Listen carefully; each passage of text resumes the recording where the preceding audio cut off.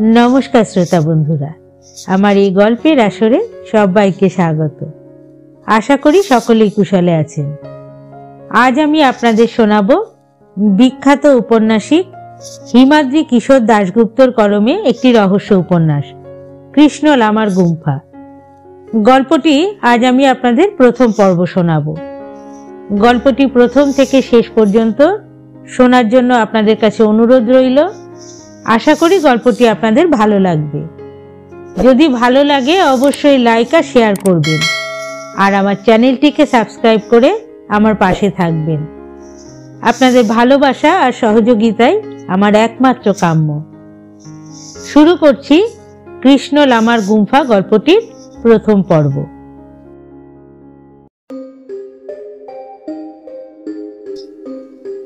চকলেটে একটা কামড় বসিয়ে শুভম বলল, আচ্ছা নীলাঞ্জন কাকু, ওগুলো কি?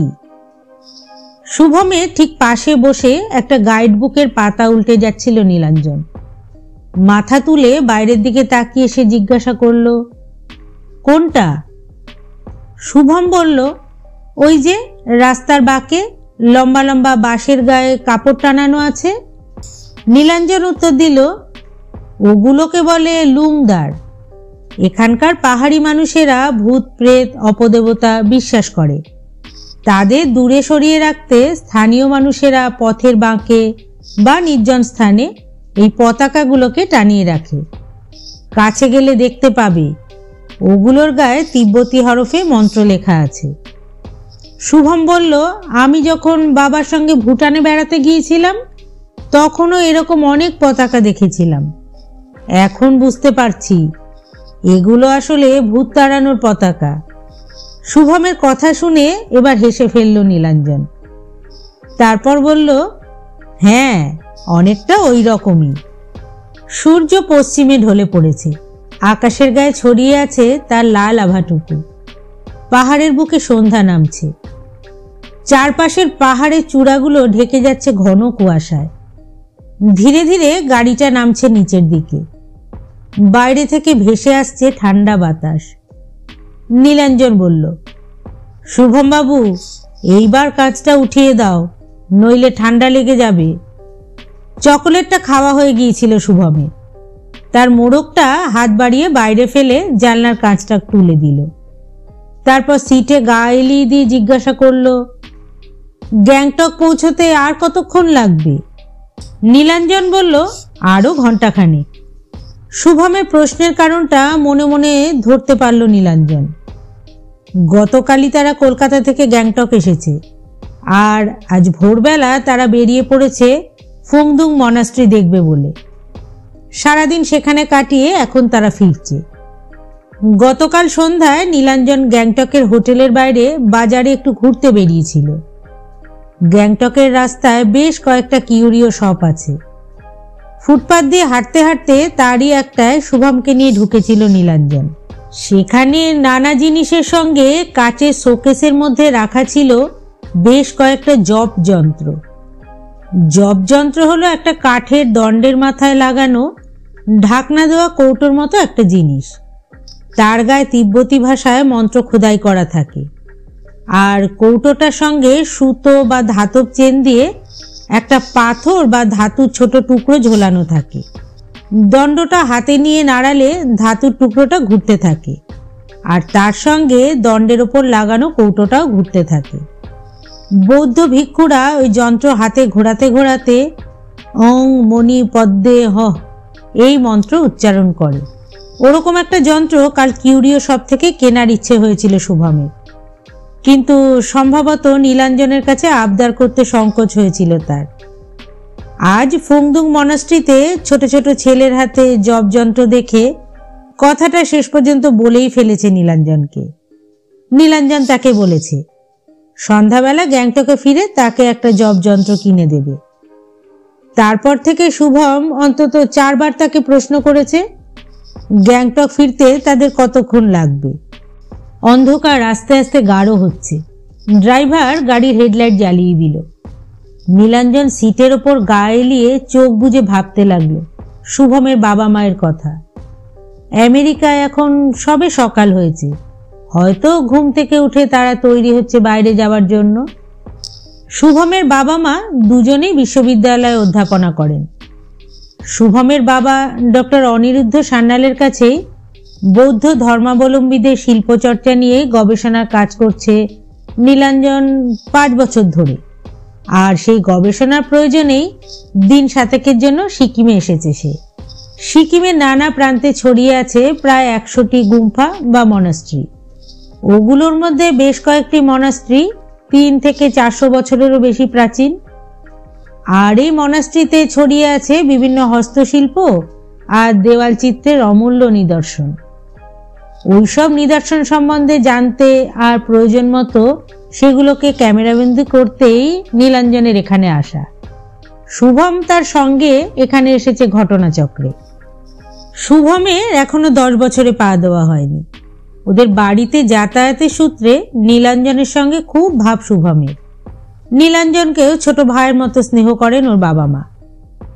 দিন 10 আগে হঠাৎই ক্যালিফোর্নিয়া বিশ্ববিদ্যালয় থেকে একটা সেমিনারে যোগ দেওয়ার আমন্ত্রণ এসে পৌঁছায় শুভমের বাবার কাছে। হাতে মাত্র 7 দিন সময়। শুভমের বাবা মার পাসপোর্ট থাকলেও শুভমের পাসপোর্ট এখনো করানো হয়নি। শুভমের বাবা আর নীলাঞ্জন দিন 2 ছোটাছুটি করেছিলেন তার পাসপোর্টের জন্য, কিন্তু তারা অবশেষে বুঝতে পারলেন সরকারি লাল ফিতের ফাঁস গলে এত তাড়াতাড়ি পাসপোর্ট করা সাধারণ মানুষের পক্ষে সম্ভব নয়। তারপর আছে আবার ভিসার ব্যাপার। নিজেদের যাওয়াটা প্রায় বাতিলই করে দিচ্ছিলেন ডক্টর সান্যাল। কারণ কার কাছে তারা রেখে যাবেন শুভমকে? আত্মীয় স্বজন সকলেই প্রায় কলকাতার বাইরেই থাকেন কাজের সূত্রে। আর বাড়িতে লোক বলতে মাত্র 3 জন, স্বামী স্ত্রী আর ছেলে। কাজেই যাওয়াটা বাতিল করা ছাড়া আর কোনো উপায় ছিল না ডাক্তার সান্যালের সামনে। বলতে গেলে শেষ পর্যন্ত শুভমই সমাধান করে দিয়েছিল সমস্যার। দিন 6 আগে সন্ধ্যাবেলা এসব নিয়ে কথা হচ্ছিল শুভমদের বাড়িতে। নীলাঞ্জনও উপস্থিত ছিল সেখানে। কথা প্রসঙ্গে উঠে এসেছিল নীলাঞ্জনের সিকিম আসার ব্যাপারটা। ডাক্তার সান্যালও তাকে বোঝাচ্ছিলেন এখানে কি কি কাজ তাকে করতে হবে। শুভমও ঘরের মধ্যে বসে শুনছিল সব কথা। তার বিদেশে বেড়াতে যাওয়ার সুযোগ হাতছাড়া হয়ে যাচ্ছে বলে মনমরা হয়ে বসেছিল সে, আর কষ্টও পাচ্ছিল। কারণ সে বুঝতে পারছিল তার জন্যই তার বাবা মাও যেতে পারছে না। নীলাঞ্জনের সিকিমে আসার ব্যাপারটা কয়েক মাস আগেই ঠিক হয়ে গিয়েছিল। সেদিন সন্ধ্যাবেলা সিকিমের ব্যাপারটা নিয়ে আলোচনা শুনতে শুনতে হঠাৎই একটা আশ্চর্য প্রস্তাব দিয়েছিল সে। আচ্ছা বাবা, আমি নয় নীলাঞ্জন কাকুর সঙ্গে গ্যাংটক বেরিয়ে আসি, আর তোমরা আমেরিকা যাও। নীলাঞ্জনের দায়িত্ব জ্ঞান নিয়ে বিন্দুমাত্র সন্দেহ নেই ডাক্তার সান্যালের আর তার স্ত্রীর মনে। আর শুভম নীলাঞ্জনকে খুব ভালোবাসে। কাজেই পরদিনই ফাইনাল হয়ে গিয়েছিল ব্যাপারটা। 3 দিন আগে শুভমের বাবা মা আমেরিকা যাওয়ার জন্য মুম্বাইয়ের ফ্লাইট ধরেছিলেন। আর তার পরদিন সন্ধ্যাবেলা শুভম দার্জিলিং মেলে চেপে বসলো নীলাঞ্জনের সঙ্গে। চোখ বন্ধ করেই নীলাঞ্জন প্রশ্ন করল, শুভম, বাবা মার জন্য তোমার মন খারাপ করছে না? শুভম বলল, একটু একটু করছে ঠিকই, তবে এখানে এসে খুব ভালো লাগছে। নীলাঞ্জন আবার তাকে জিজ্ঞাসা করল, আজ সারাদিনে কোন জিনিসটা তোমার সবচাইতে বেশি ভালো লেগেছে? শুভম তার উত্তর না দিয়ে হঠাৎ চিৎকার করে উঠল, আর সঙ্গে সঙ্গে একটা জোরে ঝাঁকুনি দিয়ে থেমে গেল গাড়িটা। আচমকা গাড়িটা ব্রেক কষায় নীলাঞ্জন হুমড়ি খেয়ে পড়ল ড্রাইভারের সিটের পিছনে। কপালটা খুব জোরে ঠুকে গেল সিটের সঙ্গে। গাড়ির হেডলাইট অন্ধকারের বুক চিরে সামনের দিকে পড়েছে। সেই আলোয় নীলাঞ্জন দেখতে পেল একটা ছোট্ট ছেলে গাড়ির ঠিক সামনে দাঁড়িয়ে কি যেন বলছে আর আঙুল দিয়ে রাস্তার পাশে কি দেখাচ্ছে। ছেলেটি লম্বায় ঠিক শুভমের মতোই হবে, হয়তোবা বয়সেও সেই রকমই হবে। ওর ন্যাড়া মাথা, গায়ে একটা হাত কাটা জোব্বা। নীলাঞ্জন একবার তাকিয়ে দেখল শুভমের দিকে। সে ঠিকই আছে, একটু ভ্যাবাচাকা খেয়ে গিয়েছে মাত্র। নীলাঞ্জন শুভমকে জিজ্ঞাসা করল, তোমার লাগেনি তো? শুভম উত্তর দিল, না। ইতিমধ্যে ড্রাইভার দরজা খুলে নিচে নেমে পড়েছে। ছেলেটা যেদিকে আঙুল তুলে দেখাচ্ছিল সেদিকে একবার তাকালো সে। তারপর ইশারায় নীলাঞ্জনকেও নামতে বলল। নীলাঞ্জন গাড়ি থেকে নেমে পড়ল, তার সঙ্গে সঙ্গে শুভমও। ততক্ষণে ড্রাইভার সেই ছোট ছেলেটার সঙ্গে গিয়ে দাঁড়িয়েছে রাস্তার পাশে পাহাড়ের ঢালের কাছে। নীলাঞ্জন সেদিকে এগিয়ে গেল, আর শুভম দাঁড়িয়ে রইল গাড়ির পাশে। ড্রাইভার আর ছেলেটির কাছে গিয়ে চমকে গেল নীলাঞ্জন। অন্ধকারের মধ্যে একটা মানুষ শুয়ে আছে, আর তার মুখ দিয়ে গোঙানির মতো একটা শব্দ বের হচ্ছে। অন্ধকারের জন্য ভালো করে বোঝা যাচ্ছে না লোকটিকে। নীলাঞ্জন পকেট থেকে লাইটারটা বের করে জ্বালালো। একটু আলো হলো জায়গাটায়। সে ক্ষীণ আলোয় সে দেখল একজন বৃদ্ধ লামা শুয়ে আছেন, প্রায় অচৈতন্য অবস্থায়। মাথাটা তিনি মাঝে মাঝে একটু নাড়ছেন আর গোঙাচ্ছেন। নীলাঞ্জন নিচু হয়ে লাইটারটা আরো কাছে নিয়ে যেতেই দেখতে পেল লোকটির ঠিক উড়ুর কাছে একটা মারাত্মক আঘাতের চিহ্ন, আর সেখান থেকে রক্ত ঝরছে। সম্ভবত সেই কারণেই মানুষটি গোঙাচ্ছেন। ন্যাড়া মাথা ছোট ছেলেটি এবার দুর্বোধ্য ভাষায় কি সব বলতে শুরু করলো। নীলাঞ্জন ড্রাইভারকে জিজ্ঞাসা করলো ছেলেটি কি বলছে। ড্রাইভার লোকটি নেপালি। সে জানালো সেও ছোট ছেলেটির কোনো কথা বুঝতে পারছে না। ছেলেটি সম্ভবত তিব্বতী ভাষায় কথা বলছে, কারণ গ্যাংটকের রাস্তায় তিব্বতী লামাদের সে এই ধরনের ভাষায় কথা বলতে শুনেছে। চেহারা দেখে মনে হচ্ছে লামাটি তো বটেই, বাচ্চা ছেলেটিও সম্ভবত তিব্বতী। ছেলেটিও বোধহয় বুঝতে পেরেছিল তার ভাষা অন্য কেউ বুঝতে পারছে না, তাই সে এবার লামার দিকে একবার আঙুল দেখালো, তারপর আঙুল দেখালো বেশ কিছুটা নিচে গ্যাংটক শহরের দিকে। এবার তার কথা বুঝতে পারল নীলাঞ্জন। সে আহত লামাকে নিচে নামিয়ে নিয়ে যেতে বলছে। এখন কি করা যায়? নিচে নিয়ে যেতে তো অসুবিধে নেই, কিন্তু অন্য কোনো হাঙ্গামায় না পড়তে হয়। একমাত্র গ্যাংটকের যে হোটেলে নীলাঞ্জনরা উঠেছে, সেই হোটেলের বাঙালি ম্যানেজার ভদ্রলোক ছাড়া কারোর সঙ্গে নীলাঞ্জনের পরিচয় নেই গ্যাংটকে।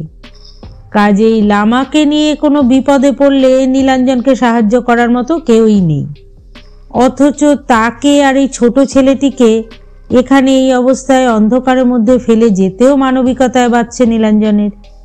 সে শুভমকে গাড়ির মধ্যে উঠে বসতে বলে কি করা যায় তা আলোচনা করতে লাগলো। ড্রাইভার লোকটি ভালো বলেই মনে হয়। সেও বুঝে উঠতে পারছিল না এখন ঠিক কি করা উচিত। হঠাৎ সেই ছোট ছেলেটি একটা কাণ্ড করে বসলো। সে দৌড়ে গিয়ে শুয়ে পড়ল গাড়ির চাকার ঠিক সামনে, আর উত্তেজিতভাবে কি যেন সব চিৎকার করে বলতে লাগলো। ইতিমধ্যে এসব দেখে ভয় পেয়ে গাড়ি থেকে নিচে নেমে পড়েছে শুভম। সে এসে দাঁড়ালো নীলাঞ্জনের পাশে। নীলাঞ্জনরা বুঝতে পারল এখন লামা আর এই ছোট ছেলেটিকে তাদের সঙ্গে নেওয়া ছাড়া আর কোনো উপায় নেই, নইলে ওই ছোট ছেলেটি গাড়ির সামনে থেকে উঠবে না। তাই ড্রাইভার প্রথমে লম্বা একটা কাপড় গাড়ি থেকে এনে লামাটির ক্ষতস্থানের ওপর বেঁধে দিল। তারপর সে আর নীলাঞ্জন মিলে ধরাধরি করে কোনো রকমে রাস্তা থেকে তুলে নিয়ে গিয়ে বসিয়ে দিল গাড়ির পিছনের সিটে। লামাটির পাশে পড়েছিল একটা ছোট কাপড়ের পুটুলি। ছোট ছেলেটি রাস্তা থেকে উঠে সে কাপড়ের পুটুলিটা তুলে নিয়ে গিয়ে বসলো লামাটির পাশে।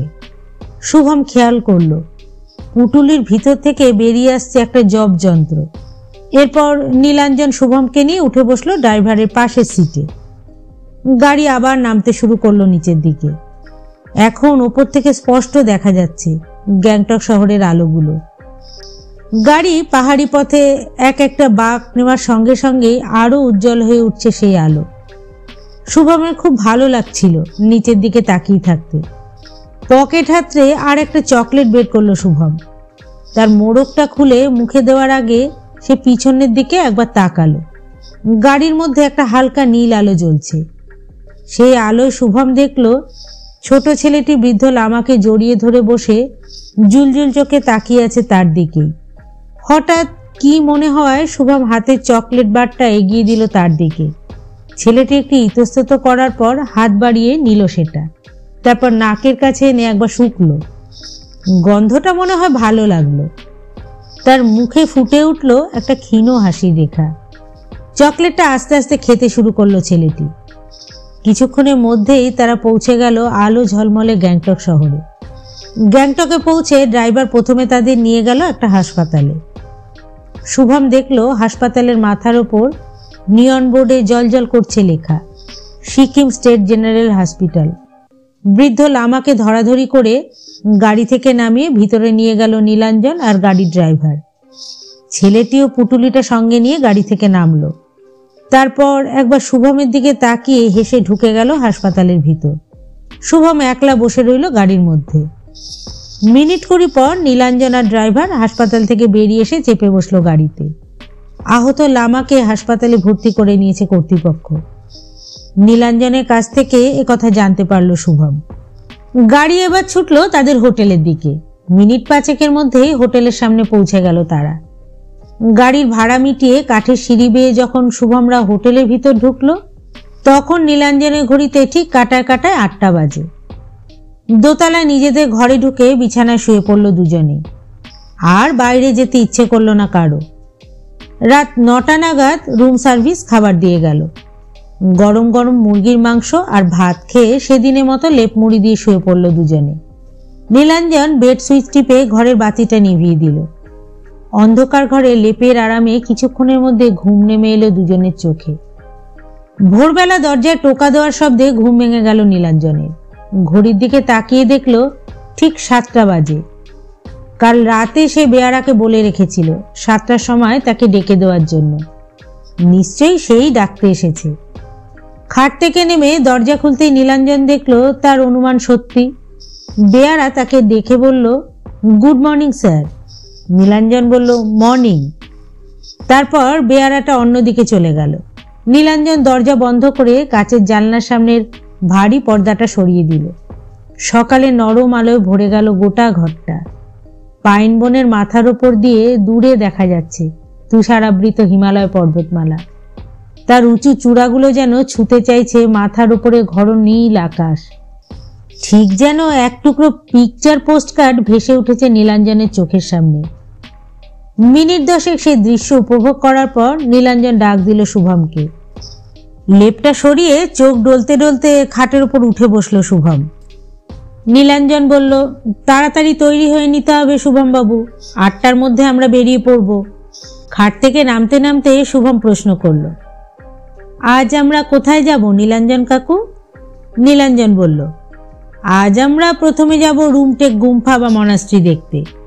তারপর আবার দুপুরে হোটেলে ফিরে খাওয়া দাওয়া সেরে বেরিয়ে পড়ব পাহাড়ের মাথার ওপর এনচে গুম্ফা দেখতে। 8 ঘন্টার মধ্যেই স্নান সেরে গরম জামা কাপড় গায়ে দিয়ে তৈরি হয়ে নিল দুজনে। নীলাঞ্জন টেবিলের ওপর রাখা তার ক্যামেরাটা কাঁধে ঝুলিয়ে নিল। তারপর জ্যাকেটের ঢাউস পকেটে টেবিল থেকে নোটবুক নিয়ে ঢোকাতে যেতেই একটা কথা মনে পড়ে গেল তার। কাল রাতে গাড়ি থেকে নামার সময় তার ছোট কিট ব্যাগটা আর গাড়ি থেকে নামানো হয়নি। ভাগ্য ভালো, ক্যামেরা নোটবুকটা তার সঙ্গেই ছিল। থাকার মধ্যে ছিল গোটা কতক বিস্কুটের প্যাকেট, 2টো মিনারেল ওয়াটারের বোতল আর গাইডবুকটা নীলাঞ্জন হোটেলের সামনে বুক স্টল থেকে কিনেছিল। দরকার হলে সেখান থেকে আরেক কপি কিনে নিতে পারবে সে। কিন্তু ক্যামেরা নোটবুকটা চলে গেলে সত্যি তার বড্ড ক্ষতি হয়ে যেত। ঘরের দরজায় তালা বন্ধ করে কাঠের সিঁড়ি বেয়ে 1 তলায় নেমে এলো নীলাঞ্জনরা। সিঁড়ির পাশেই ডাইনিং রুম। কাচের দরজা ঠেলে ডাইনিং রুমের ভিতরে ঢুকে একটা টেবিলে দুপাশে মুখোমুখি বসলো নীলাঞ্জন আর শুভম। মিনিট 3 মধ্যেই টেবিলে এসে গেল প্লেট ভর্তি বাটার টোস্ট, 4টে করে হাফ বয়েল ডিম আর 1 কাপ চা, আর শুভমের জন্য বড় 1 গ্লাস দুধ। মিনিট 15 লাগলো তাদের ব্রেকফাস্ট শেষ করতে। তারপর হাত মুখ ধুয়ে বাইরে যাওয়ার জন্য রিসেপশনের পাশ দিয়ে যেতেই হঠাৎ ম্যানেজার বাবু হাঁক দিলেন, ও মশাই শুনছেন? নীলাঞ্জন ঘুরে দাঁড়ালো তার দিকে। ম্যানেজার বাবু বললেন, কাল গাড়িতে আপনি কিট ব্যাগটা ফেলে এসেছিলেন। রাত 10টা নাগাদ ড্রাইভার এসে ব্যাগটা ফেরত দিয়ে গিয়েছে। আপনারা ঘুমিয়ে পড়েছেন বলে তখন আর আপনাদের বিরক্ত করিনি। এই নিন আপনার ব্যাগ। এই বলে নীল রঙের কিট ব্যাগটা কাউন্টার থেকে তিনি বাড়িয়ে দিলেন নীলাঞ্জনের দিকে। নীলাঞ্জন ব্যাগটা নিয়ে ধন্যবাদ জানালো তাকে। তারপর সিঁড়ি দিয়ে নিচে নেমে হোটেলের বাইরে রাস্তায় এসে দাঁড়ালো। নীলাঞ্জনদের হোটেল থেকে বেশ কিছুটা নিচে ট্যাক্সি স্ট্যান্ড। এখানে ট্যাক্সি বলতে মারুতি ভ্যানকেই বোঝায়। ঢালু পথ বেয়ে শুভমকে নিয়ে নিচের দিকে নামতে শুরু করলো নীলাঞ্জন। সে মনে মনে ভাবল, ট্যাক্সি স্ট্যান্ডে যদি কালকের গাড়িটা পাওয়া যায় তাহলে ভালোই হয়। কালকের ড্রাইভার খুব ভালো লোক ছিল, নইলে কষ্ট করে লামা আর ছেলেটিকে হাসপাতালে নিয়ে যেত না, আর তার ব্যাগটাও হোটেলে ফেরত দিয়ে আসতো না। কিন্তু কাল নীলাঞ্জন স্ট্যান্ড থেকে তার ট্যাক্সি ভাড়া করেনি অবশ্য, চলন্ত গাড়িকে রাস্তায় হাঁক দিয়েই থামিয়েছিল। কাজেই তাকে স্ট্যান্ডে পাওয়া যাবে কিনা তা নিয়ে নীলাঞ্জনের মনে সন্দেহ ছিল। কিন্তু শুভম আর নীলাঞ্জন ট্যাক্সি স্ট্যান্ডে পৌঁছতেই কালকের মাঝবয়সী ড্রাইভার তাদের দেখেই এগিয়ে এলো। তারপর মিনিট খানেকের মধ্যেই তারা রওনা হলো রুমটেক গুম্ফার দিকে। গাড়িতে উঠবার কিছুক্ষণ পর একটা সিগারেট ধরিয়ে কিট ব্যাগের চেন খুলল নীলাঞ্জন। হ্যাঁ, ভিতরে সবকিছু ঠিকঠাকই আছে, কিন্তু এটা কি? এটা তো তার নয়। জিনিসটা ব্যাগের বাইরে বের করলো নীলাঞ্জন, একটা জব যন্ত্র। ড্রাইভারকে নীলাঞ্জন জিজ্ঞাসা করলো জব যন্ত্রটা সে ব্যাগের মধ্যে ঢুকিয়েছে কিনা। সে জানালো সেই ব্যাগের মধ্যে ঢুকিয়েছে সেটা। নীলাঞ্জনদের গাড়ি থেকে নামিয়ে দেওয়ার ঘন্টাখানেক পর সে দেখতে পায় গাড়ির পিছনের সিটে নীলাঞ্জনদের ব্যাগটা রয়ে গিয়েছে, আর ব্যাগটার পাশের সিটে পড়ে আছে একটা জব যন্ত্র। তাই সে সেটা নীলাঞ্জনদের মনে করে কিট ব্যাগের ভিতরে ঢুকিয়ে ব্যাগটা হোটেলে দিয়ে এসেছিল। জব যন্ত্রটা হাতে নিয়ে ভালো করে একবার দেখলো নীলাঞ্জন। জিনিসটা যে বেশ পুরনো সে বিষয়ে কোনো সন্দেহ নেই। দৈর্ঘ্যে ইঞ্চি 15 হবে। কাঠের হাতলের মাথার উপর বসানো গোল কৌটোটা সম্ভবত রূপোর বলেই মনে হলো নীলাঞ্জনের। কৌটোর গায়ে নানা ধরনের নকশা আঁকা, আর তার মাঝে মাঝে ছোট ছোট সবুজ পাথর বসানো। জিনিসটার বেশ দাম হবে মনে মনে ভাবল নীলাঞ্জন। শুভম পাশে বসে দেখছিল নীলাঞ্জনের হাতের জব যন্ত্রটা। সে এবার বলল, নীলাঞ্জন কাকু, আমার হাতে একটু দাও না জিনিসটা। নীলাঞ্জন তার হাতে দিল জিনিসটা। সঙ্গে সঙ্গে তার মনে হলো কাল শুভমকে একটা জব যন্ত্র কিনে দেওয়ার কথা ছিল, কিন্তু ফেরার পথে ঝামেলাটায় জড়িয়ে পড়ার জন্য আর কিনে দেওয়া হয়নি। শুভম কয়েকবার ঘুরিয়ে দেখলো জব যন্ত্রটা। যন্ত্রটা ঘোরালেই একটা মৃদু রিনি রিনি শব্দ বের হচ্ছে যন্ত্রটার ভিতর থেকে। জব যন্ত্রটা দেখতে দেখতে শুভম বলল, জানো নীলাঞ্জন কাকু, কাল ছেলেটার হাতে যে পুটুলিটা ছিল তার মধ্যে একটা জব যন্ত্র ছিল। শুভমের কথা শুনে এবার ব্যাপারটা পরিষ্কার হয়ে গেল নীলাঞ্জনের কাছে। কাল তাহলে নিশ্চয়ই ওই পুটুলি থেকে সিটের মধ্যে পড়ে গিয়েছিল জব যন্ত্রটা। সঙ্গে সঙ্গে সে গাড়ির মুখ হাসপাতালের দিকে ঘোরাতে বলল ড্রাইভারকে। নীলাঞ্জনের কথা শুনে ড্রাইভার একবার ঘাড় ঘুরিয়ে তাকালো নীলাঞ্জনের দিকে। হয়তো মনে মনে ভাবলো, ঝামেলাটা তো কালকেই মিটে গিয়েছে, তাহলে আজ আবার হাসপাতালে যাওয়া কেন? নীলাঞ্জনের কথা শুনে এরপর ড্রাইভার হাসপাতালের রাস্তা ধরল, আর মিনিট 10 পরই নীলাঞ্জনরা এসে পৌঁছে গেল হাসপাতালের গেটের সামনে। শুভমের হাত থেকে জব যন্ত্রটা নিয়ে গাড়ি থেকে নামলো নীলাঞ্জন, আর তার পিছন পিছন নামলো শুভম। নীলাঞ্জন হাঁটতে লাগলো হাসপাতালের গেটের দিকে।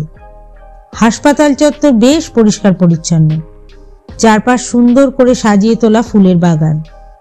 চারদিক এতটা সুন্দর যে কাল রাতে বুঝতে পারেনি নীলাঞ্জন। তাছাড়া কাল রাতে গাড়ি এসে থেমেছিল একেবারে হাসপাতালের দরজার সামনে। নীলাঞ্জনরা হাসপাতালের দরজার প্রায় কাছাকাছি চলে এসেছে। ঠিক এমন সময় গলায় স্টেথো ঝোলানো সাদা অ্যাপ্রন গায়ে একজন ভিতর থেকে বেরিয়ে এলেন। নীলাঞ্জন তাকে চিনতে পারল। ভদ্রলোকের নাম ডাক্তার চৌধুরী। প্রায় 20 বছর সিকিমে আছেন। কাল যখন তারা বৃদ্ধ লামাকে হাসপাতালে নিয়ে এসেছিলেন তখন এই ডাক্তার চৌধুরী ছিলেন আউটডোরের দায়িত্বে। সেই সূত্রে কাল মিনিট 10 এই ভদ্রলোকের সঙ্গে কথাবার্তা হয়েছিল নীলাঞ্জনের। ভদ্রলোক বাঙালি বলে সামান্য পরিচয় বিনিময় হয়েছিল দুজনের মধ্যে। সম্ভবত ভদ্রলোক নাইট ডিউটি সেরে বাইরে এলেন।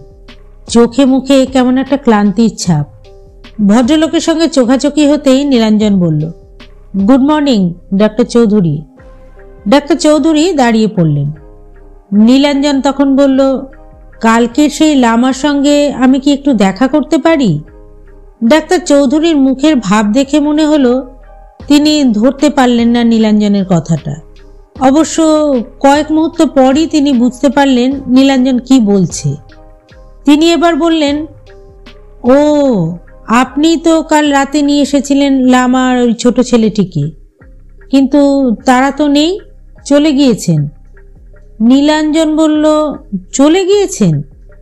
ডাক্তার চৌধুরী বললেন, হ্যাঁ, 12টা সেলাই হয়েছে পায়, আমরা রাখতে চেয়েছিলাম, তিনি থাকতেই চাইলেন না।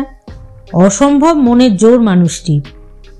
নীলাঞ্জন বলল, কিন্তু আমরা যখন তাকে আনলাম তখন তিনি তো কোনো কথাই বলতে পারছিলেন না, প্রায় অচৈতন্য অবস্থায় ছিলেন। ডাক্তার চৌধুরী বললেন, আপনারা রেখে যাওয়ার পর ওকে কয়েকটা ইঞ্জেকশন দিই, সেলাইও করি। ঘন্টা দুয়েকের মধ্যেই বেশ কিছুটা সুস্থ হয়ে ওঠেন। ওর ক্ষতটা প্রাথমিক অবস্থায় যতটা গুরুতর মনে হয়েছিল ঠিক ততটা আসলে নয়। যদিও 12টা সেলাই কম কথা নয়, তবে আঘাতটা প্রাণঘাতী ছিল না। আর পাহাড়ি মানুষদের সহ্য ক্ষমতা এমনিতেই একটু বেশি হয়। জ্ঞান ফেরার পরই মানুষটি আর এক মুহূর্ত এখানে থাকতে চাইলেন না। ভোরের আলো ফোটার সঙ্গে সঙ্গেই খোঁড়াতে খোঁড়াতে চলে গেলেন। নীলাঞ্জন এবার প্রশ্ন করল, আচ্ছা, কোথায় গেলেন বলতে পারেন? ডাক্তার চৌধুরী বললেন, তা বলতে পারবো না।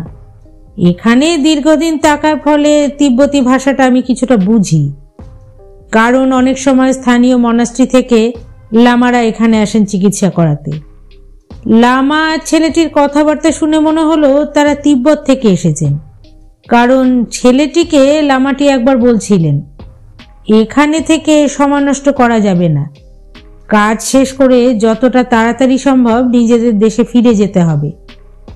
নিজেদের দেশ বলতে সাধারণত লামারা তিব্বতকেই বোঝান। আর একটা কথা, ছেলেটিকে একবার আমি তার পরিচয় জিজ্ঞাসা করেছিলাম। সে তাতে বলেছিল সে নাকি স্লোনচেন বংশের সন্তান। আর কি একটা সে বলতে যাচ্ছিল, কিন্তু বৃদ্ধটি তাকে ইশারায় থামিয়ে দেন। দেখুন, তারা হয়তো তিব্বতের দিকে যাত্রা শুরু করে দিয়েছেন। আচ্ছা, আমি চলি, নমস্কার। এই বলে হাসতে হাসতে ঘাড় নাড়তে নাড়তে ডাক্তার চৌধুরী আবার হাঁটতে শুরু করলেন। ডাক্তার চৌধুরীর কথা শোনার পর অগত্যা গাড়িতে ফিরে এলেন নীলাঞ্জন আর শুভম। গাড়ি এবার চলতে শুরু করলো রুমটেক মনাস্ট্রির দিকে। শুভম এবার নীলাঞ্জনকে প্রশ্ন করল, ডাক্তারবাবু যে স্লোংচেন বংশের কথা বললেন সেটা কি? নিজের গবেষণার কাজের সুবাদে এ ব্যাপারে কিছুটা জানা আছে নীলাঞ্জনের। সে বলল, অনেক বছর আগে তিব্বতের এক রাজা রাজত্ব করতেন। তার নাম ছিল স্লোংচেন সগেমপো। ওই রাজার বংশধররা পরবর্তীকালে তার নাম অনুসারে স্লোংচেন বংশ বলে পরিচিত হয়েছিলেন। আজ থেকে প্রায় 1500 বছর আগে রাজা স্লোংচেনের হাত ধরেই তিব্বতে বৌদ্ধ ধর্মের প্রসার হয়েছিল। নীলাঞ্জনের কথা শুনে শুভম চোখ বড় বড় করে বলল, সে কি 1500 বছর আগের সেই রাজবংশের ছেলেরা এখনো বেঁচে আছেন? শুভমের কথা শুনে নীলাঞ্জন হেসে ফেলে বলল, 1500 বছর পর কোনো রাজার বংশধরদের বেঁচে থাকা অসম্ভব নয়, কিন্তু বংশ পরিচয় প্রতিষ্ঠা করা অসম্ভব। হয়তো ছেলেটা কোনো প্রাচীন সংবাদ শুনে থাকবে, তাই ওভাবে নিজের পরিচয় দিয়েছে। শুভম আবার প্রশ্ন করল, বংশ পরিচয় প্রতিষ্ঠা করা সম্ভব নয় কেন? নীলাঞ্জন তার উত্তরে ব্যাপারটা সহজ ভাষায় তাকে বোঝাতে লাগলো। নানা কথা বলতে বলতে এক সময় এসে পৌঁছলো তারা রুমটেক মনাস্ট্রির সামনে। রুমটেক মনাস্ট্রি গ্যাংটকের সবচেয়ে বড় মনাস্ট্রি। ধর্মগুরু গিয়ালোয়া লাসান চেনপো এই মনাস্ট্রি নির্মাণ করিয়েছিলেন। রংচঙে এই মনাস্ট্রির ঠিক পিছনে সবুজ পাহাড়ের গা বেয়ে মাথা তুলে দাঁড়িয়ে আছে শ্রী নালন্দা ইনস্টিটিউট। নালন্দা বিশ্ববিদ্যালয়ের অনুকরণে তৈরি এই শিক্ষা প্রতিষ্ঠানে সারা পৃথিবী থেকে বৌদ্ধ ধর্মাবলম্বীরা আসেন অধ্যয়ন করতে। ওইখানেই এক লেকচারারের সঙ্গে দেখা করার কথা নীলাঞ্জনের। তার জন্য যে বিশ্ববিদ্যালয়ের অধীনে নীলাঞ্জন গবেষণা করছে, সেখানকার বিভাগীয় প্রধানের একটা চিঠিও এনেছে সঙ্গে করে। লেকচারারের সঙ্গে নীলাঞ্জনের পরিচয় না থাকলেও পত্রদাতার যোগাযোগ আছে। নীলাঞ্জনকে বৌদ্ধ শিল্পকলার বিষয়ে কয়েকটি বই আর ফটোকপি দেওয়ার কথা সেই লেকচারারের। এই বিষয়ে বিশ্ববিদ্যালয়ের বিভাগীয় প্রধানের সঙ্গে ইতিপূর্বেই নীলাঞ্জনের চিঠি মারফত কথাবার্তা পাকা হয়ে গিয়েছিল। লেকচারারের দেওয়া কাগজপত্র নীলাঞ্জনের গবেষণার কাজে লাগবে। গাড়ি থেকে শুভমকে নিয়ে নীলাঞ্জন যখন মনাস্ট্রির প্রবেশদ্বারের সামনে এলো, তখনও জবযন্ত্রটা নীলাঞ্জনের হাতে। গাড়ি থেকে নেবেই শুভম বলল, নীলাঞ্জন কাকা, জবযন্ত্রটা আমার হাতে দাও না। নীলাঞ্জন জবযন্ত্রটা শুভমের হাতে দিয়ে বলল, সাবধানে রেখে দাও জিনিসটা। আমরা সিকিমে ফিরে আরো 4 দিন কিন্তু থাকবো। যদি লামা আর ওই ছোট ছেলেটির সঙ্গে রাস্তায় দেখা হয়ে যায়, তাহলে জিনিসটা তাদের ফেরত দিয়ে দিতে হবে। তোমাকে তো একটা জবযন্ত্র আমি কিনেই দেব বলেছি। নীলাঞ্জন মনে মনে ভেবে নিল, আগে মনাস্ট্রির ভিতরটা শুভমকে নিয়ে দেখে তারপর সে দেখা করতে যাবে সেই লেকচারারের সঙ্গে। তাই শুভমকে নিয়ে সে ঢুকলো মনাস্ট্রির সামনের পাথর বাঁধানো বিশাল চত্বরে। চত্বরের দুপাশে আমাদের থাকার জন্য সার ঘর। সকালের নরম আলো এসে পড়েছে চত্বরে। অনেক ছোট ছোট শিক্ষার্থী লামা ছড়িয়ে ছিটিয়ে বসে আছে এখানে ওখানে, আর কয়েকজন বয়স্ক লামা কাঠের বালতিতে জল নিয়ে পরিষ্কার করছে চারপাশ। চত্বরের ঠিক মাঝখানে দাঁড়িয়ে আছে একটা পাথরের স্তম্ভ। শুভম সেটা দেখে প্রশ্ন করল, ওটা কি? নীলাঞ্জন বলল, একে বলে চোরতেন। এর গায়ে মঠের স্থপতির নাম লেখা আছে। চত্বর পেরিয়ে শুভমরা প্রবেশ করলো মনাস্ট্রির মধ্যে।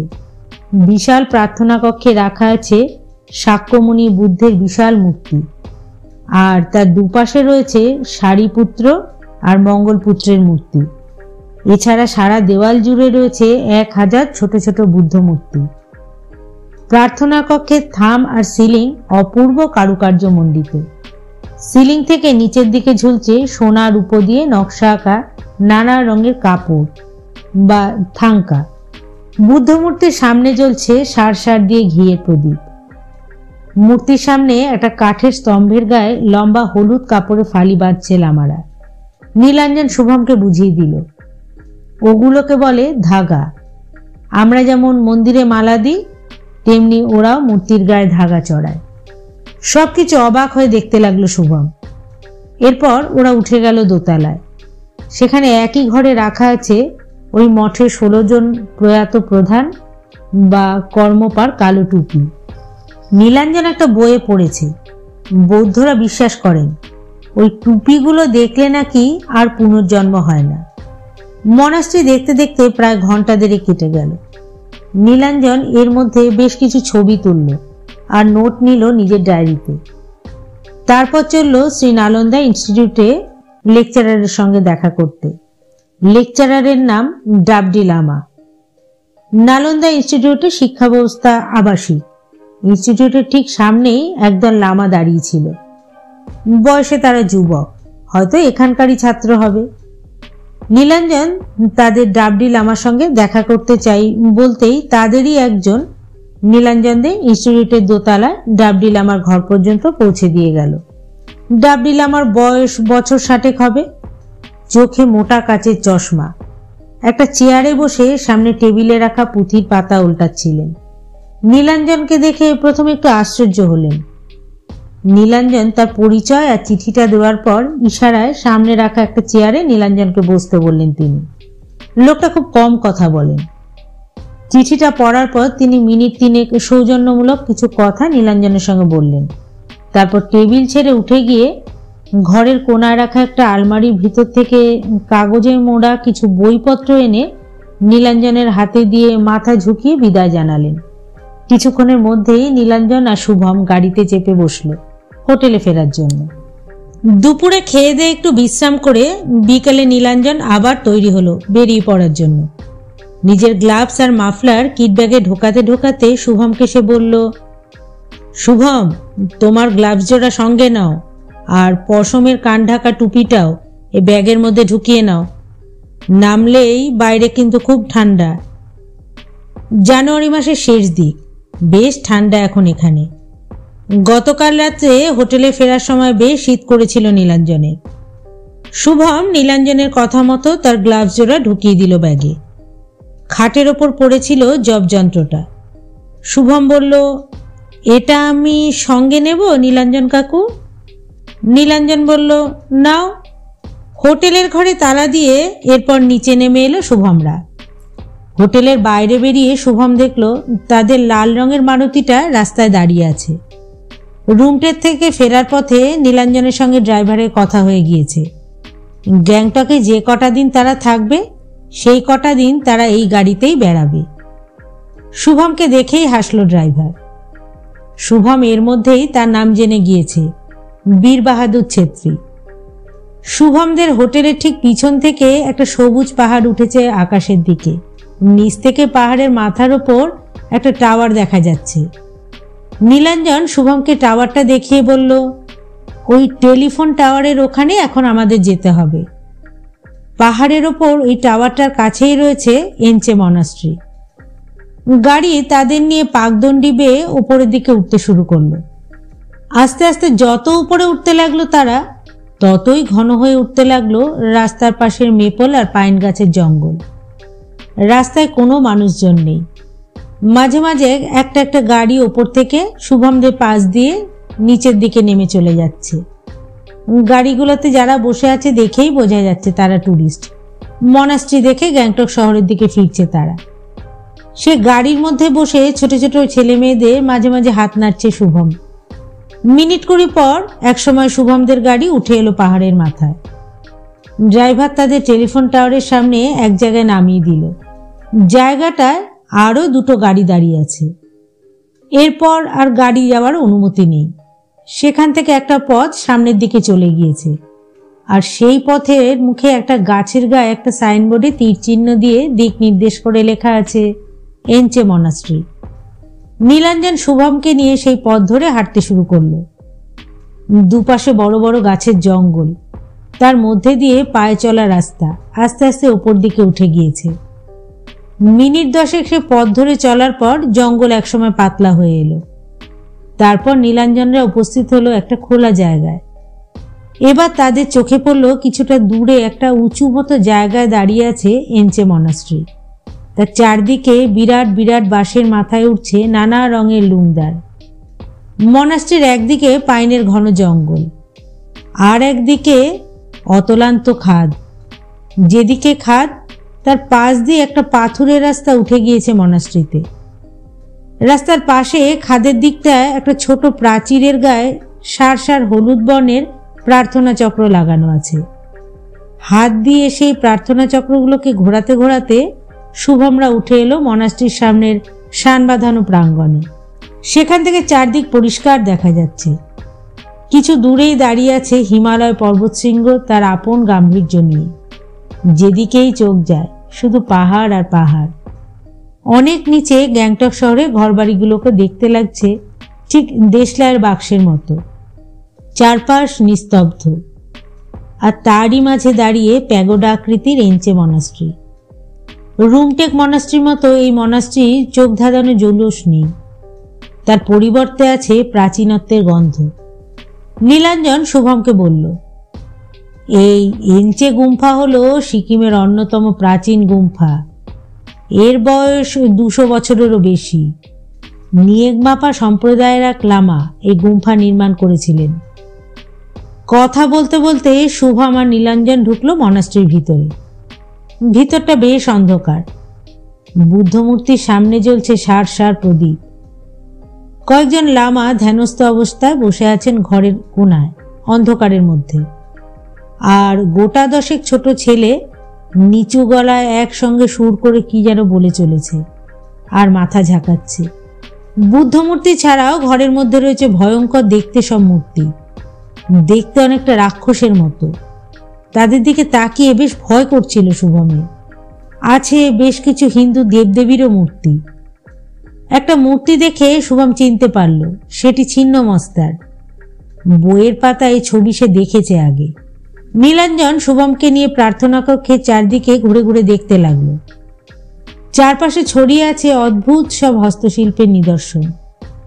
ছবি তুলতে পারলে ভালো হতো, কিন্তু নীলাঞ্জন জানে প্রার্থনা কক্ষের ভিতরে এই মঠগুলোর কোনো কিছু ছবি তোলা কঠোরভাবে নিষিদ্ধ।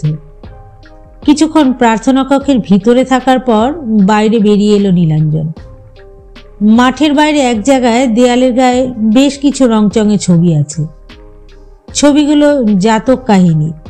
এই দেওয়ালগুলোর বেশ কিছু ছবি নিল সে। শুভম তার হাতের জবযন্ত্রটা ঘোরাতে ঘোরাতে চারদিকে সব কিছু দেখতে লাগলো। মনাস্ট্রির এক পাশে ছোট ছোট নিচু ছাদওয়ালা বেশ কয়েকটা কাঠের ঘর, তার সামনে কয়েকটি ছোট ছেলে পায়রাদের গম খাওয়াচ্ছে। শুভম তাদের দেখে নীলাঞ্জনকে প্রশ্ন করল, ওদের বাবা মা নেই? নীলাঞ্জন উত্তর দিল, আছে। ওদের বাবা মায়েরা ওদের এখানে রেখে গিয়েছে ধর্মশিক্ষার জন্য। নীলাঞ্জন একটা বইয়ে পড়েছে যে অনেক বৌদ্ধ ধর্মাবলম্বী তাদের ছেলেদের শৈশবেই এই এনচে মনাস্ট্রিতে পাঠান তন্ত্রশিক্ষার প্রাথমিক পাঠ নেওয়ার জন্য। বিশেষত এই নিয়েগমাপা বৌদ্ধ সম্প্রদায়ের কাছে এই এনচে মঠ তন্ত্র সাধনার অন্যতম পীঠস্থান বলে বিবেচিত হয়। নীলাঞ্জন আর শুভম ঘুরতে ঘুরতে মনাস্ট্রির পিছন দিকে চলে এলো। কয়েক হাত দূরেই শুরু হয়েছে দেবদারু আর পাইনের ঘন জঙ্গল। চারিদিক অসম্ভব নিস্তব্ধ। মাঝে মাঝে বাতাসে মর্মর শব্দ উঠছে জঙ্গল থেকে। জঙ্গল আর মনাস্ট্রির ঠিক মাঝখানে এক ফালি ফাঁকা জমির মধ্যে একটা বসবার পাথরের বেদি। নীলাঞ্জন শুভমকে নিয়ে বসলো ওই বেদির ওপর। বেলা আস্তে আস্তে পড়ে আসছে। মনাস্ট্রির মাথার ওপর আকাশের বুকে জেগে থাকা শৃঙ্গগুলো আস্তে আস্তে লাল হতে শুরু করেছে। সেদিকে তাকিয়ে শুভমকে বলল, দেখো কি সুন্দর দেখাচ্ছে। নীলাঞ্জন বলল, হ্যাঁ সত্যি অপূর্ব। তারপর শুভমকে প্রশ্ন করলো, আচ্ছা তোমার এই পাহাড়ে উঠতে ইচ্ছে করে না? শুভম উত্তর দিল, করে। আমি যখন বড় হব তখন এই পাহাড়ে উঠব। তুমি ওই পাহাড়ের মাথায় উঠতে পারবে? নীলাঞ্জন বলল, না, এর জন্য আলাদা ট্রেনিং নিতে হয়, অনেক মনের জোড়া সাহসের প্রয়োজন হয়। শুভম এবার জিজ্ঞাসা করল, আচ্ছা যারা এখানে থাকেন তারা ওখানে ওঠেন? নীলাঞ্জন বলল, এ ব্যাপারে তোমাকে একটা মজার কথা শোনাই। অধিকাংশ সিকিমের মানুষই কিন্তু পাহাড়ের মাথায় পা রাখেন না, কারণ তারা বিশ্বাস করেন পাহাড়ের মাথায় অপদেবতাদের বাস। পাহাড়ে উঠলে ওইসব অপদেবতাদের ঘুম ভেঙে যায়। তখন তারা রেগে গিয়ে বন্যা, ঝড়, বৃষ্টি, মহামারী ইত্যাদি দুর্যোগ নামিয়ে আনে। সাধারণত এই ভয়ে পাহাড়ের মাথায় সিকিমিজরা পা রাখে না। একটু থামলো নীলাঞ্জন, তারপর শুভমকে বলল, আর একটা কথা তোমায় বলি। এই এনচে মনাস্ট্রি যিনি প্রতিষ্ঠা করেছিলেন সেই লামা একজন বড় তান্ত্রিক ছিলেন। শোনা যায় তিনি নাকি আকাশে উঠতে পারতেন। এখানকার লামারা বলেন এখান থেকে তিনি উড়ে যেতেন ওইসব পর্বত শৃঙ্গের মাথায়। শুভম বলল, সত্যি সত্যি তিনি উঠতে পারতেন? নীলাঞ্জন বলল, এখানকার লামারা অন্তত তাই বিশ্বাস করেন। চলো এবার উঠি, একটু পরেই আস্তে আস্তে সন্ধে নামতে শুরু করবে, এখন বেশ ঠান্ডা পড়তে শুরু করেছে। শুভম বলল, হ্যাঁ চলো।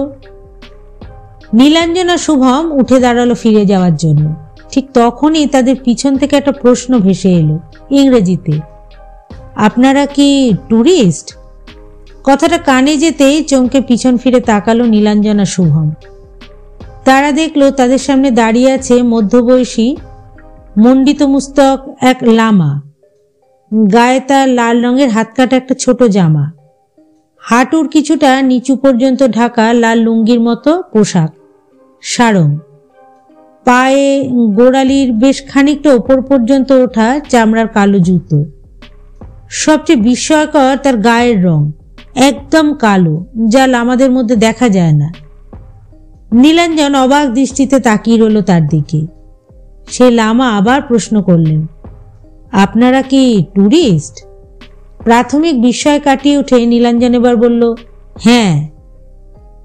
লামা স্মিত হেসে বললেন, কিন্তু যেভাবে খুঁটিয়ে খুঁটিয়ে আপনি মনাস্ট্রি দেখে বেড়াচ্ছেন তাতে ঠিক সাধারণ ট্যুরিস্ট বলে আপনাকে মনে হয় না। সাধারণ ট্যুরিস্টরা রুমটেক, আর বড় জোর এই এনচে গুম্ফা দেখতে আসে, কিন্তু কাল আপনাকে আমি ফুদুং মনাস্ট্রিতে দেখেছি। নীলাঞ্জন তার কথা শুনে বুঝল তার উত্তরটা সম্পূর্ণ বিশ্বাস করেননি লামা। তাই সে এবার তার এখানে আসার উদ্দেশ্যটা খুলে বলল লামাকে। আসলে বৌদ্ধ শিল্পকলা নিয়ে আমি একটা গবেষণা করছি, আর সেই সূত্রে মনাস্ট্রিগুলো দেখতে এসেছি আমি। নীলাঞ্জন তাকে এবার জিজ্ঞাসা করল, আপনি কি এনচে মনাস্ট্রিতেই থাকেন? লামা জবাব দিলেন, না। গ্যাংটক শহর থেকে উত্তর পশ্চিম দিকে এগিয়ে গেলে কবি নামে একটা জায়গা আছে। কবি থেকে আরও 10 মাইল উত্তরে এক গুম্ফায় আমি থাকি। লোকে আমাকে ডাকে কৃষ্ণ লামা বলে। সেটা অবশ্য আমার গায়ের রঙের জন্য। আসলে আমার জন্ম হয়েছিল সিংহলের এক বৌদ্ধ পরিবারে, তাই আমার গায়ের রং অন্য লামাদের মতো পীত বর্ণের নয়, ঘোর কৃষ্ণ বর্ণের। কথা বলার পর কৃষ্ণ লামা নীলাঞ্জনকে প্রশ্ন করলেন, আপনি এখানে আর কদিন থাকবেন?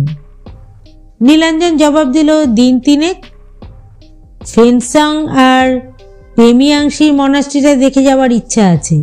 শুনেছি ওই দুটো গুম্ফায় অসাধারণ কিছু দেওয়াল চিত্র আছে। শুভম এতক্ষণ চুপচাপ দাঁড়িয়ে দুজনের কথাবার্তা শুনছিল। তার হাতে ধরা ছিল জপ যন্ত্রটা।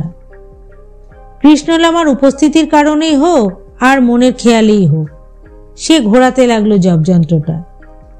লামা এবার তাকালেন তার দিকে। হঠাৎ যেন কৃষ্ণলামার চোখ কয়েক মুহূর্তের জন্য আটকে গেল শুভমের হাতে ধরা জপ যন্ত্রটার উপর। কৃষ্ণলামা নীলাঞ্জনের দিকে দৃষ্টি ফিরিয়ে বললেন, যদি কিছু মনে না করেন তাহলে আপনার ক্ষুদে সঙ্গীর হাতে জপ যন্ত্রটা আমি কি একবার দেখতে পারি? নীলাঞ্জন বলল, অবশ্যই।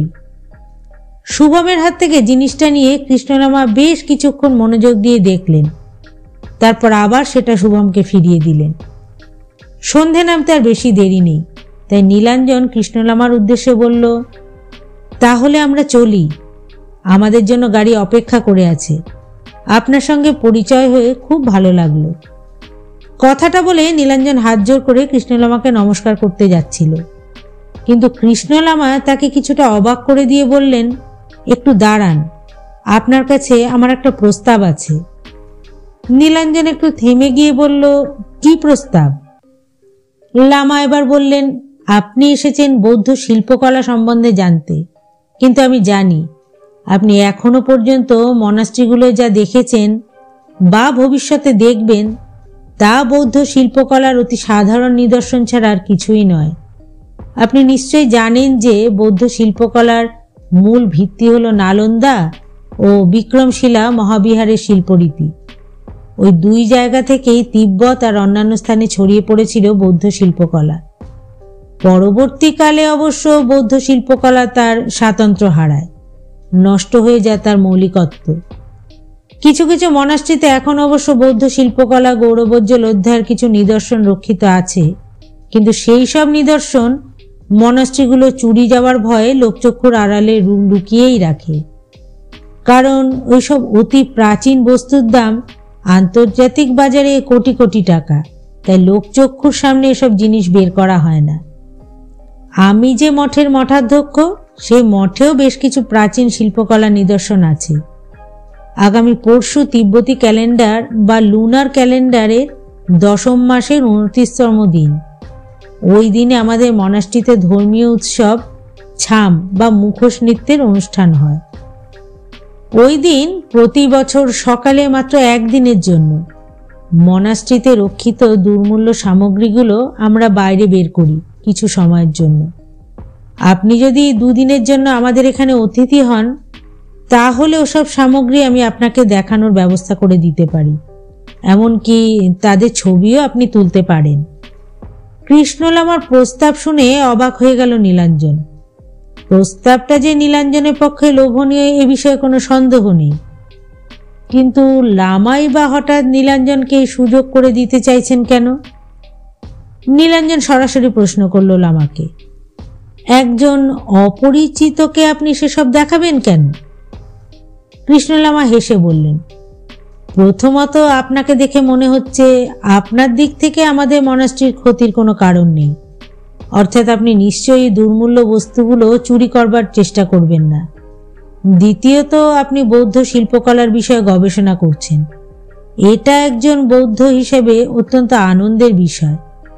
আর তৃতীয়ত আপনাকে দেখে মনে হচ্ছে আপনি নিশ্চয়ই বাঙালি। বাঙালিদের আমি শ্রদ্ধা করি, কারণ তিব্বতে বৌদ্ধ ধর্মের বিকাশের ক্ষেত্রে অতীশ দীপঙ্কর শ্রীজ্ঞান যে বড় ভূমিকা পালন করেছিলেন, তেমনি বৌদ্ধ ধর্মে তন্ত্রের অনুপ্রবেশ ঘটিয়েছিলেন একজন বাঙালি। তার নাম লামা তারানাথ বা তারানাথ তান্ত্রিক। আপনি নিশ্চয়ই শুনেছেন তার নাম। আজ থেকে বহু বছর আগে সাধনার উচ্চমার্গে পৌঁছানোর যে পথ লামা তারকনাথ দেখিয়েছিলেন, আমরা আজও সেই পথই অনুসরণ করি। তাই বাঙালিদের আমি শ্রদ্ধার চোখে দেখি। লামার কথা শোনার পর নীলাঞ্জন শেষ পর্যন্ত মত দিল তার প্রস্তাবে, কারণ তাতে নীলাঞ্জনের লাভই হবে কাজের ক্ষেত্রে। লামার চেহারাটা একটু অন্যরকম হলো, তাকে খারাপ লোক বলে মনে হচ্ছে না। কিভাবে কৃষ্ণলামার গুম্ফায় যেতে হবে তা লামার কাছ থেকে বুঝে নিল নীলাঞ্জন। ঠিক হলো, কাল দুপুরবেলা কবি ছাড়িয়ে একটা জায়গায় থাকবে নীলাঞ্জনরা, সেখানে কৃষ্ণলামা তাদের জন্য অপেক্ষা করবেন। সেখান থেকে কৃষ্ণলামা তাদের নিয়ে যাবেন তার গুম্ফায়। সেখানে দুরাত কাটিয়ে নীলাঞ্জনরা ফিরে আসবে গ্যাংটকে। অবশ্য তার পরের দিনই নিউ জলপাইগুড়ি হয়ে সন্ধেবেলা কলকাতা ফেরার ট্রেন ধরতে হবে। কৃষ্ণলামার সঙ্গে কথা বলতে বলতে বেশ কিছুটা সময় লাগলো। সন্ধে প্রায় হয়ে এসেছে। নীলাঞ্জন কৃষ্ণলামাকে তার গাড়িতে গ্যাংটক শহর অবধি পৌঁছে দেওয়ার কথা বলল, কিন্তু সে প্রস্তাবে রাজি হলেন না লামা।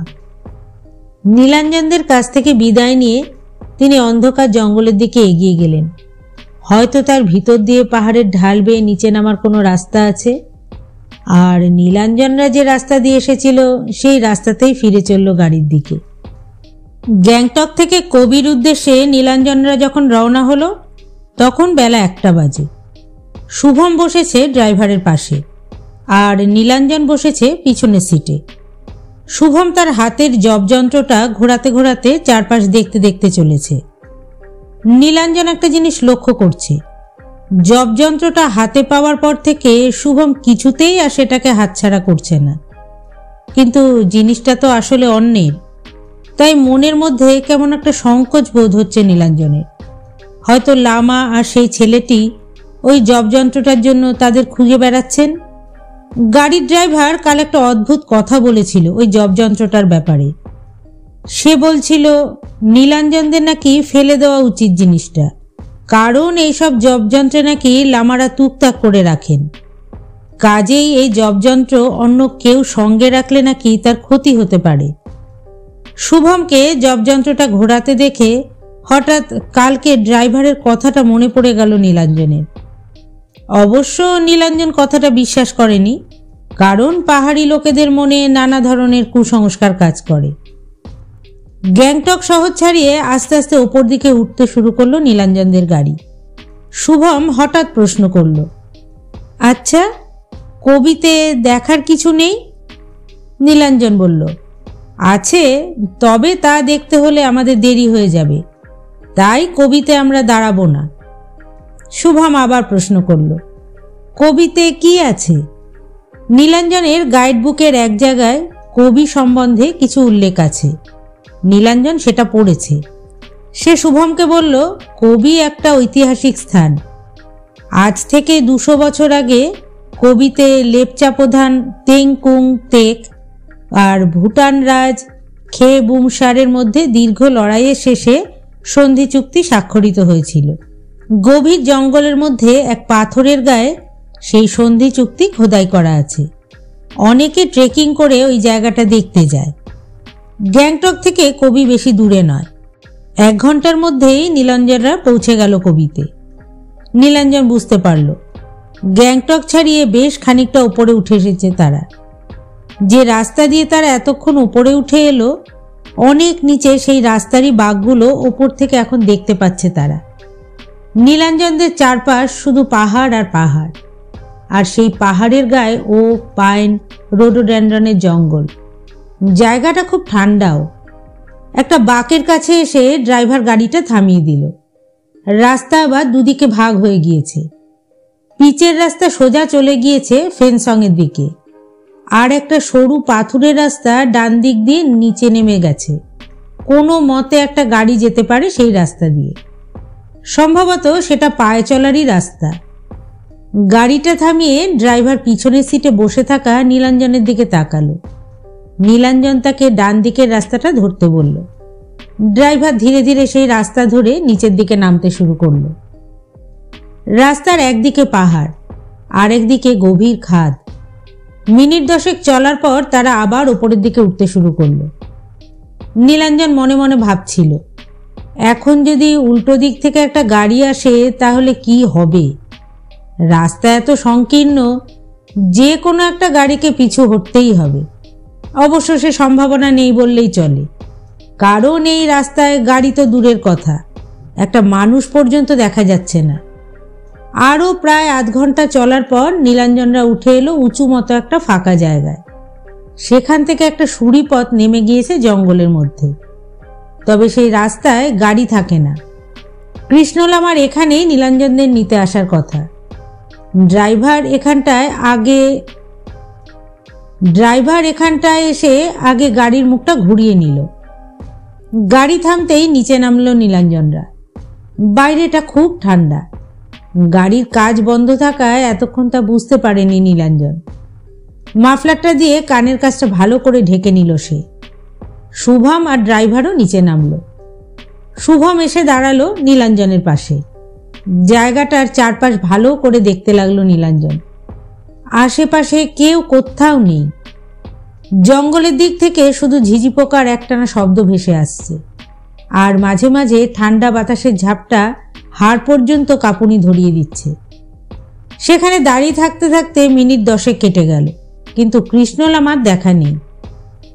নীলাঞ্জন ভাবল, লোকটা ভাওতা দেয়নি তো তাকে।